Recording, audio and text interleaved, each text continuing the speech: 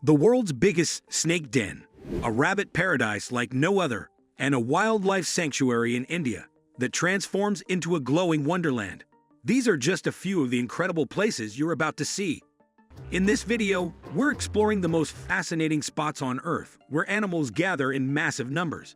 Trust me, you'll want to see this. Let's dive in. Firefly Show. Have you ever heard of such a thing as bioluminescence?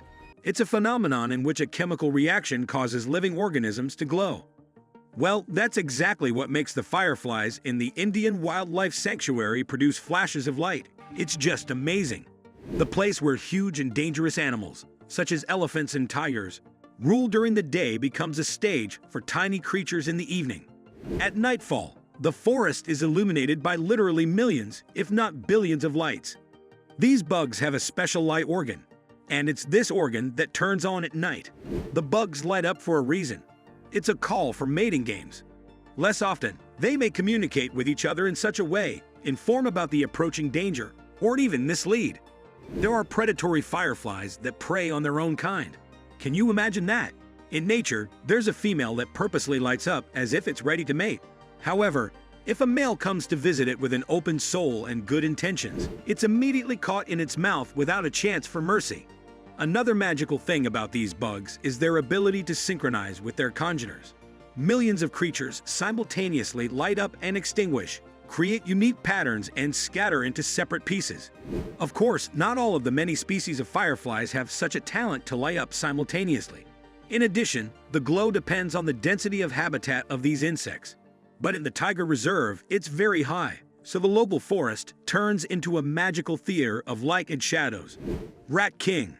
No matter how much you fear or dislike rats in general, it's simply impossible not to note their high intelligence.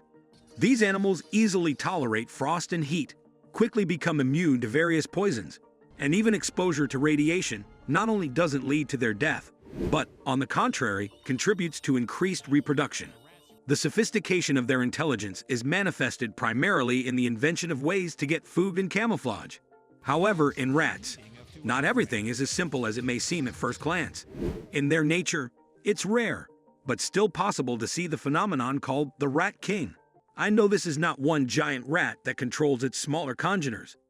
This is a whole group of tailed animals, the number on which sometimes reaches as many as 50 individuals. All of these rodents are intertwined into a tangle due to the fact that they can't see anything behind their backs and are constantly trying to get out. Their tails get even tighter, and it's simply impossible to untangle them. There are several versions of the origin of this phenomenon. According to one of them, the most credible, the animals tangle up with each other to become a live nest for the babies and thereby save them from freezing during the cold weather. There's logic in this because the Rat King is most often found just in the winter season.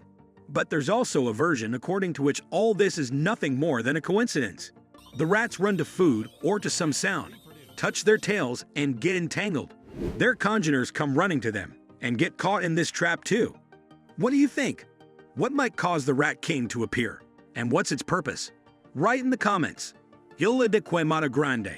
A snake den is a real horror, a place that frightens everyone, even those who are not particularly afraid of these slithering creatures. Usually we see a bunch of snakes only in movies, and think that in reality it's impossible to see such a place. But the island called Ilha de Queimada Grande proves us the opposite. It's located 22 miles from the Brazilian coast. From the outside, it seems that it's just a paradise on Earth. A very cozy, nice, green piece of land, which would be nice to visit to relax. But if people take a closer look, everything immediately falls into place. Ilha de Queimada Grande is home to several thousand snakes, crawling literally at every turn, and it would be okay if they were all non-venomous. But they're venomous. They belong to the species of golden lancehead, incredibly venomous pit vipers that live exclusively in Brazil. One bite of this lancehead is enough to kill a human within the next hour. And since it's time-consuming to swim from this island to Brazil and find doctors, consider that a golden lancehead bite on the island guarantees a person's death. It's not hard to guess that people wouldn't want to live in such an environment, so the island is deserted. But how did this place become a breeding ground for dangerous snakes in the first place?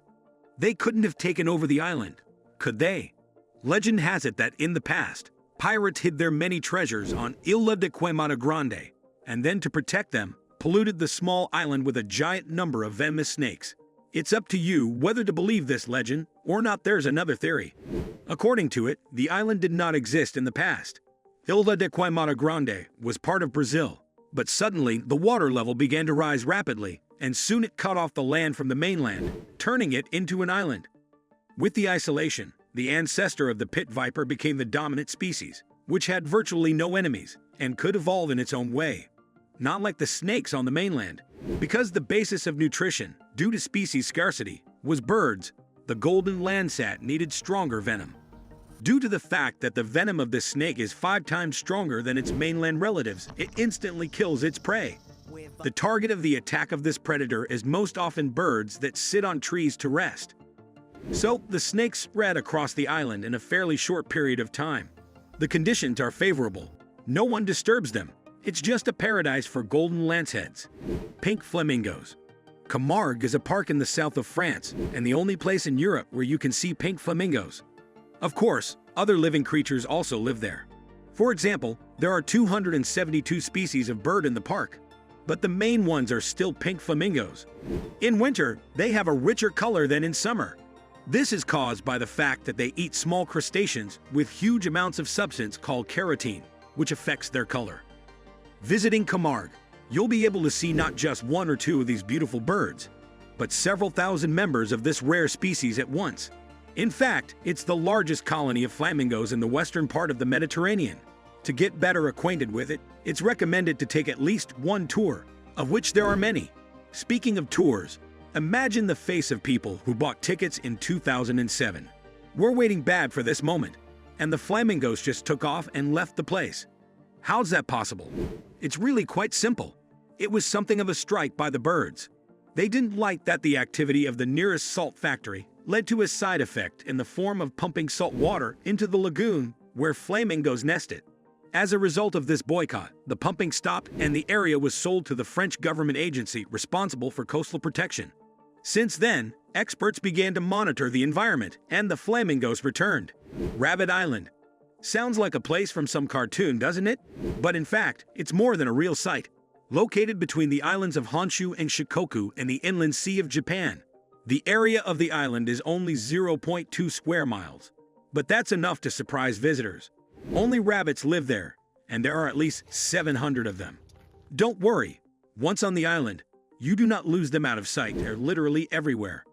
These animals are wild, but because of hunger, they're almost completely devoid of fear and instinct of self-preservation. Also, due to the lack of natural enemies on the island, they're extremely sociable and are ready to cling to every traveler from all their sides in order to get some kind of treat from them. Besides, rabbit hunting is strictly prohibited there. Nevertheless, the island's history is not as rosy as it may first appear.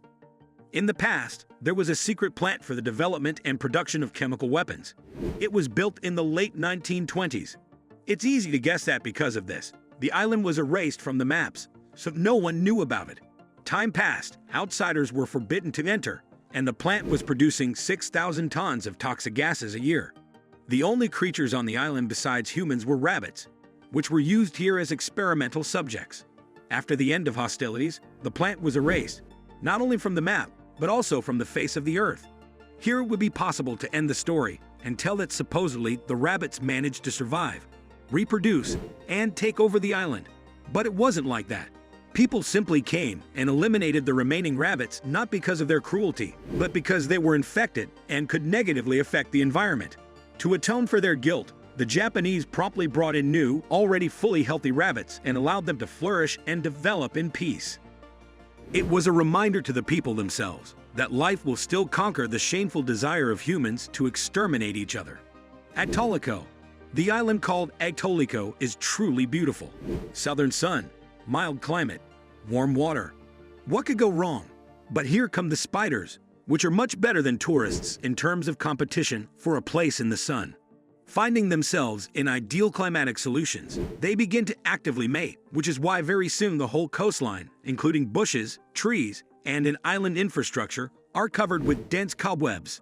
The scenery is truly eerie, reminiscent of a setting of a horror movie like The Mist, and when you think about the fact that all of this is not the work of architects or designers, it becomes even scarier. That's a wrap, everyone. Which of these amazing places would you love to visit? Let me know in the comments. I'm curious to hear your pick. Thanks for watching, and I'll see you in the next one.